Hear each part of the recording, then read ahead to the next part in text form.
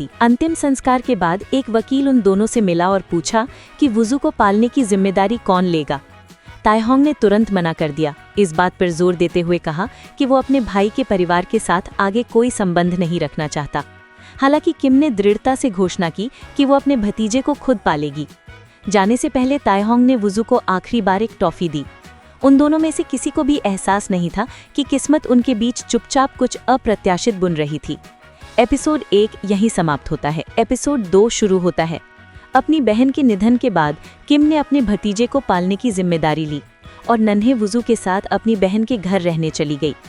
अपनी बहन द्वारा खास तौर पर उसके लिए रखे गए कमरे के अंदर खड़े होकर और पहले से तैयार की गई नौकरी की किताबों को देखकर किम दुख से भर गई।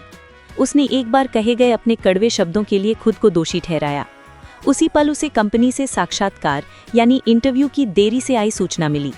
उस संदेश ने उसका दिल और भी तोड़ दिया। अगर ये कुछ दिन पहले आ गया होता तो वो अपनी बहन से बहस नहीं करती और अपने सबसे प्यारे परिवार के सदस्य को मन में पछतावा लेकर विदा नहीं करती। अगले दिन किम ने आधिकारिक तौर पर वुजू की अभिभावक के रूप में अपना नया जीवन शुरू किया। हालांकि बच्चे को पालना उसकी कल्पना से कहीं अधिक कठिन था। उसके लिए खाना बनाने की काफ़ी कोशिशों के बाद छोटे बच्चे ने सब कुछ उगल दिया। लिविंग रूम जल्द ही बिखरे हुए खिलौनों से भर गया।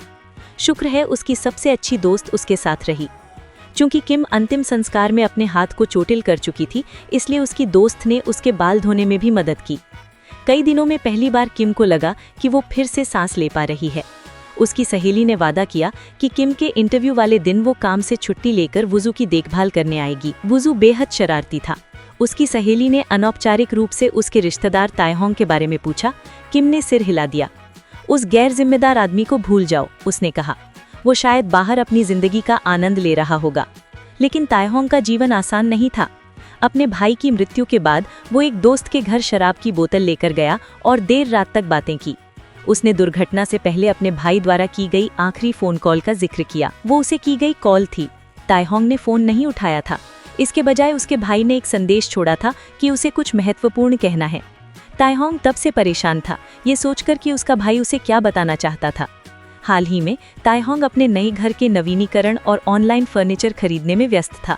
एक नई शुरुआत की तैयारी कर रहा था।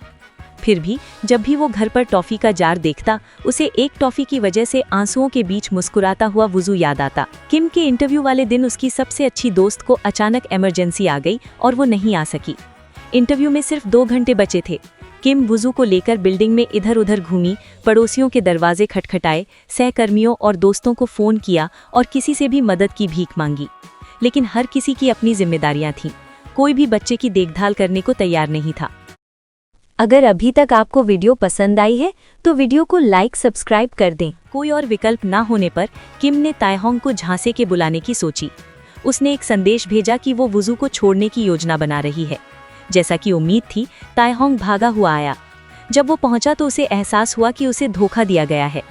किम ने उसे मनाना जारी रखा, उसकी जिम्मेदारी की भावना की प्रशंसा की और जोर दिया कि वुजू उसे बहुत पसंद है। बोलते बोलते वो नीचे बैठ गई और बेचारगी से रोने का नाटक करने लगी। ताइहोंग ने कठोर व्यवहार किया और जाने के लिए मुड़ा। उसे याद दिलाया कि उसने अपने भाई से पहले ही संबंध तोड़ लिए हैं।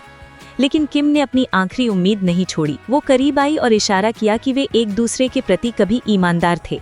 चौंककर ताइहोंग ने खुद को जल्दी से ढक लिया, ये सोचकर कि ऐसा कब हुआ था। किम ने तब उसे 3 साल पहले की लैंप वाली घटना की याद दिलाई कि कैसे उन्होंने एक साथ पैकिंग खोली थी।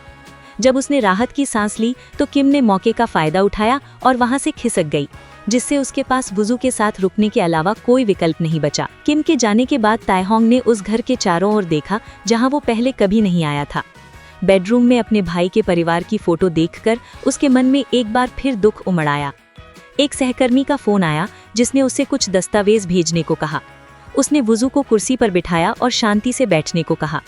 बच्चे ने मासूमियत से सिर हिलाया। उसे व्यस्त रखने के लिए ताइहोंग ने फ्रिज चेक किया।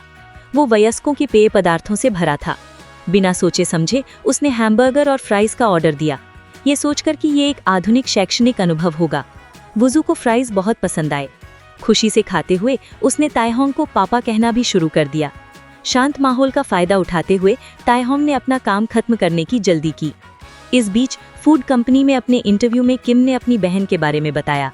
उसके लिए भोजन यादों को खोलने वाली चाबी की तरह था। पास्ट में जब भी वो दुखी होती थी, उसकी बहन अलग अलग स्वाद के किमची पैनकेक बनाती थी। वे जाने पहचाने स्वाद उनके साथ बिताए गए जीवन की यादें संजोए हुए थे और उसका सबसे अनमोल तजारा बन गए थे। घर वापस आने पर तायहोंग ने आखिरकार अपना काम खत्म किया। तभी उसे पता चला कि वुजू ने दूध की पूरी बोतल फर्श पर डाल दी है और बेड की चादर पर हर तरफ केचप फैला दिया है। तायहोंग का रोने का मन करने लगा। इतना ही काफी नहीं था, वो ने फिर से खुद को गंदा कर लिया। थककर तायहोंग उसे ताज़ी हवा के लिए बाहर ले गया। किम को मैसेज करते समय वो ने उसका फोन छीनने की जिद की। छीना झपटी में फोन जमीन पर गिर गया और गुजरती हुई कार के नीचे आकर पूरी तरह चकनाचूर हो गया। अपना इंटरव्यू खत्म करने के बाद किम नीचे आई और उसने देखा कि एक डिस्प्ले एरिया के पास भीड़ जमा है। उत्सुकता में वो भीड़ के बीच गई तो देखा कि वो उस हंगामे के केंद्र में था। उसकी वजह से पूरा डिस्प्ले सेक्शन लगभग बर्बाद हो चुका था और उसे वहां लाने वाला कोई और नहीं बल्कि ताहयोंग था। काम पूरा होने पर ताहयोंग ने वुजू को किम को वापस सौंप दिया। बच्चे को मिट्टी में सना हुआ देखकर किम अवाक रह गई। बस कुछ ही घंटों में ताहयोंग ने आखिर क्या कर डाला था।